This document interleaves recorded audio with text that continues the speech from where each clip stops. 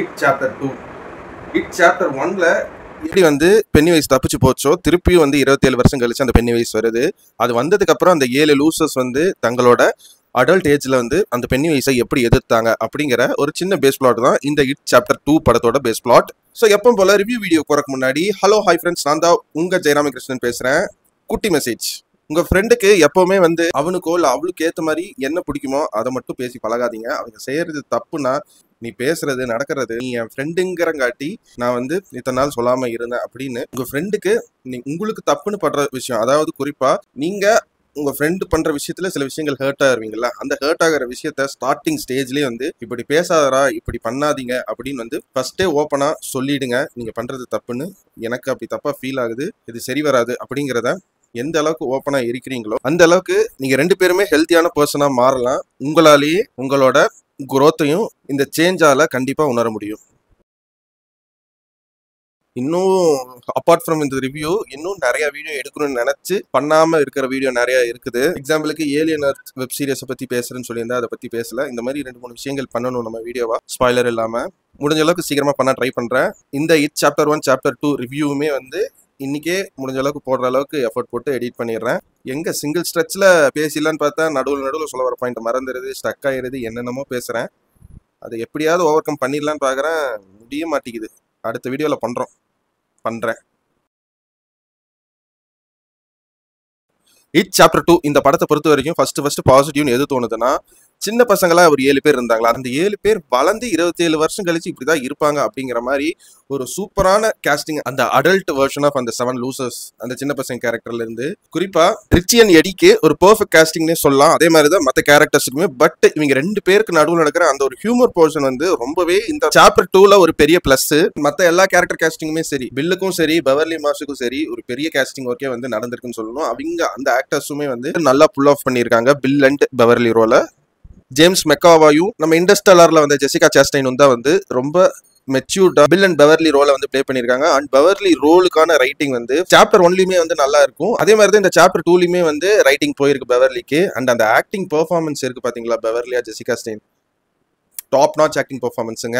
சின்ன ரியாக்ஷன்ஸுமே வந்து எந்த ஆக்டருமே பெவர்லியே இந்த அளவுக்கு நடிக்க முடியாது. அந்த மாதிரி மைன்யூட்டான ஆக்டிங் பெர்ஃபார்மன்ஸ் வந்து ஜெசிகா சாஸ்டைன் பெவர்லி ரோலுக்கு நடிச்சு கொடுத்துருக்காங்க. அண்ட் ரெண்டாவது இந்த படத்தோட விஎஃப்எக்ஸ் ஒர்க்ஸ். எனக்கு பர்சனலா வந்து நிறைய பேர் விஎஃப்எக்ஸ் பத்தி தெரிஞ்சவங்க இந்த படம் பார்த்தா கொஞ்சம் அங்கங்க மிஸ்மேட்ச் பண்ணியிருக்காங்களே விஎஃப்எக்ஸ், இதெல்லாம் விஎஃப்எக்ஸ் தெரியுது ஆர்டிஃபிஷியல் அப்படின்னு சொல்லலாம். பட் என்னை பொறுத்த வரைக்கும் இந்த படத்துக்கு இந்த விஎஃப்எக்ஸ் ரொம்ப நீட்டா இந்த படத்துக்கு தேவையான அளவு தான் வந்து வச்சிருக்காங்கன்னு நான் பாக்குறேன்.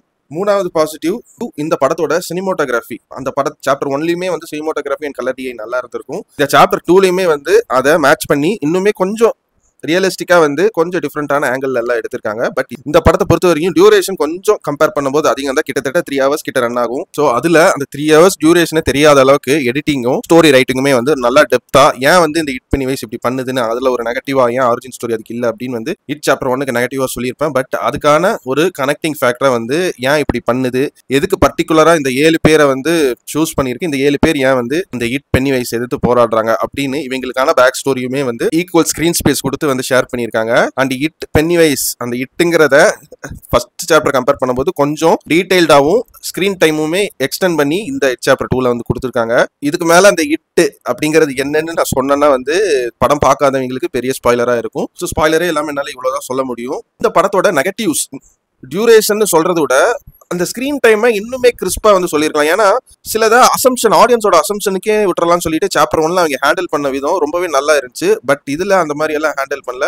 எல்லாத்துக்குமே இவங்க இதனாலதான் இப்படி பண்றாங்க அப்படின்னு சில விஷயங்களை வந்து ஸ்பூன் ஃபீட் பண்ற மாதிரியே நிறைய சீன்ஸ் வச்ச மாதிரி வேணும்னே வாண்டடா வச்ச மாதிரி தான் வந்து இருந்துச்சு. அண்ட் ஹாரர்ஸ் சாப்டர் 1ல ஹாரரை ரொம்ப ரியலிஸ்டிக்கா ஹேண்டில் பண்ணியிருந்தாங்க. இதுல கிளீச்சேவான அந்த ஜம்ப்ஸ்கேர்ஸையும் கொண்டு வந்திருக்காங்க.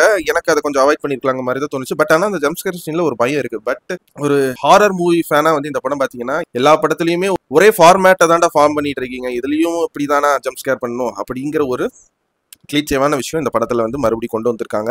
அண்ட் ஒரு கட்டத்துல நான் பேக் ஸ்டோரி சொல்றேங்கிற பேர்ல கதை எதை நோக்கி போகுது அப்படிங்கிற ஒரு நெகட்டிவுமே இருக்கு. ஸோ மெயினா இதெல்லாம் சுத்தி வளைச்சு நீங்க பார்க்கும்போது நம்ம எதையும் மிஸ் பண்றோமே அப்படிங்கிற ஒரு தாட் வந்து உங்களுக்குள்ள வரும். நம்ம இதுக்கு நடுவில் ஏதோ இட் சாப்டர் 1க்கு இட் சாப்டர் 2க்கு நடுவில் ஏதோ ஒன்று பார்த்துருக்கணுமோ அப்படிங்கிற ஒரு ஃபீல் வந்து கண்டிப்பா அந்த படம் பார்க்கும்போது உங்களுக்கு வரும்னு நினைக்கிறேன். மேபி இந்த இட் ஸ்டீஃபன் கிங் எழுதின புக்கை பத்தி படிக்காதங்காட்டி நமக்கு இது கனெக்ட் ஆகலையோ அப்படிங்கிற ஒரு ஃபீலுமே வந்து படம் பார்க்கும்போது எனக்கு இருந்துச்சு. ஆல்ரெடி இந்த இட் புக்கை பத்தி படிச்சிருந்தீங்கன்னா உங்களுக்கு இந்த சாப்டர் 2 எப்படி ஒர்க் ஆச்சுன்னு சொல்லுங்க. மற்றபடி பெரிய நெகட்டிவ்ஸா இந்த படத்துல எனக்கு வந்து பெருசா எதுவுமே தெரியல. தாராளமா பார்க்க வேண்டிய படம் தான் இந்த இட் சாப்டர் 2. அண்ட் முக்கியமா இந்த இட் சாப்டர் பிரான்சைஸுக்கான அந்த ஒரு ஆர்ட் ஒர்க் இந்த சாப்டர் 2லயுமே வந்து நல்லா பண்ணியிருக்காங்க. மேக்கப்புமே வந்து ஒரு நல்ல ரியலிஸ்டிக்கான மேக்கப் வந்து எல்லா கேரக்டர்ஸ்க்குமே வந்து கொடுத்துருக்காங்க. ஆர்ட்னு சொல்லும்போது அந்த படத்தோட செட் ஒர்க்கை தான் சொல்றேன். பட் இன்னொரு முக்கியமான நெகட்டிவ் இது வந்து இட் சாப்டர் 1லயே வந்து நான் சொல்ல மாட்டேன். ஏன் இந்த 7 பேருக்கு மட்டும் தான் இதை பத்தின ஒரு கன்சர்ன் இருக்கா? மற்றவங்களுக்கெல்லாம் இங்க காணாம போனாலும் பரவாயில்ல, அந்த மிஸ்ஸிங் போஸ்டர் மட்டும் ஒட்டுறதுலேயே குறியா இருக்காங்க. வருத்தத்தை அந்த ஃபேமிலி, அந்த சின்ன பசங்க காணாம போன அந்த ஃபேமிலியோட பெயினை ஏன் வந்து காட்டாம விட்டாங்க? இந்த 7 பசங்க அப்புறம் இந்த இட் பெனிவைஸ் சுத்தியே வந்து ஏன் இந்த கதை வந்து சொல்றாங்க? அந்த ஃபேமிலியோட இதுவுமே வந்து இந்த படத்துக்கு ஒரு என்டர்டெய்னிங் ஃபேக்டர் கூட்டும் தானே. ஒரு சில இடங்கள்ல வந்து அவங்க வீட்டுல இருக்கிற அப்பா அம்மா என்ன பண்றாங்கன்னு சாப்டர் 1ல டிஸ்கஸ் பண்ணியிருந்தாங்க. பட் ரொம்பவே ரெஸ்ட்ரிக்ட் பண்ணிட்டாங்களோ கேரக்டர்ஸ்குள்ள அப்படின்னு இந்த 8 கேரக்டர் சுத்தி மட்டும் ரெஸ்ட்ரிக்ட் பண்ணிட்டாங்களோ அப்படிங்கிற மாதிரி தோணுச்சு. சில கேரக்டர்ஸ் எல்லாம் வராங்க, பட் இந்த 8 கேரக்டர்ஸ்க்கு இருக்கிற டீடைலிங் மற்ற கேரக்டர்ஸ்க்கு இல்லையோ அப்படிங்கிற மாதிரி ஒரு தாட்டு இந்த இட் பிரான்சைஸ்லயே வந்து எனக்கு இருக்கு. இப்போ இதுக்கான ஒரு ப்ரீக்வலா வந்து ஆரிஜின் ஸ்டோரியா இந்த இட்டை பத்தி இன்னும் பிரீஃபா வந்து இது என்னெல்லாம் பண்ணுச்சு முன்னாடி, இந்த 27 வருஷத்துக்கு முன்னாடி, அதாவது சாப்டர் 1க்கும் முன்னாடி என்ன நடந்துச்சு, இந்த இட் பெனிவைஸ் எப்படி வந்து எல்லாத்தையும் தாக்கிட்டு இருந்துச்சு அப்படிங்கிற ஒரு விஷயத்த இப்போ வெல்கம் டு டெரி இட் அப்படிங்கிற மாதிரி வெப் சீரிஸ் எடுத்து கொடுத்துருக்காங்க. ஒவ்வொரு வாரம் ஒரு எபிசோட் ரிலீஸ் ஆகுது. அது எல்லா எபிசோடும் ரிலீஸ் ஆனதுக்கு அப்புறம் கண்டிப்பா நம்ம சேனல்ல நீங்க ரிவ்யூ ஸ்பாயிலரே இல்லாத ரிவ்யூ எதிர்பார்க்கலாம். சொல்ல போனா இந்த இட் சாப்டர் 2 தான் இந்த பிரான்சைஸ், இந்த யூனிவர்ஸோட கடைசி ப்ராஜெக்டாவே நீங்க கன்சிடர் பண்ணிக்கலாம். மேபி இட் சாப்டர் 3 கூட வரலாம், நினைச்சா எடுக்கலாம். பட் என்னன்னா இட் சாப்டர் 1 அளவுக்கு 1 விட ரொம்ப இன்ட்ரெஸ்டிங்கா வந்து சொல்ல ட்ரை பண்ணாதான் பயங்கர ஹிட் ஆகும். பார்ப்போம் இந்த welcome to Terry it web series எப்படி இருக்குன்னு. ஸோ ஓவராலா கமிங் டு இட் சாப்டர் 2 இந்த படத்துக்கு என்னோட ரேட்டிங் என்னன்னு கேட்டீங்கன்னா 100க்கு ஒரு 60 மார்க்ஸ் தருவாங்க. It chapter 2 great performances but overstretched and uneven horror. நான் உங்களை இதே மாதிரி இன்னொரு சூப்பரான வீடியோல சந்திக்கிற வரைக்கும் நீங்களும் நல்லா இருங்க, எல்லாரையும் நல்லா வச்சிருங்க. அவ்வளவுதாங்க விஷயம். நன்றி, வணக்கம், பாய் பாய். நான் வரேங்க.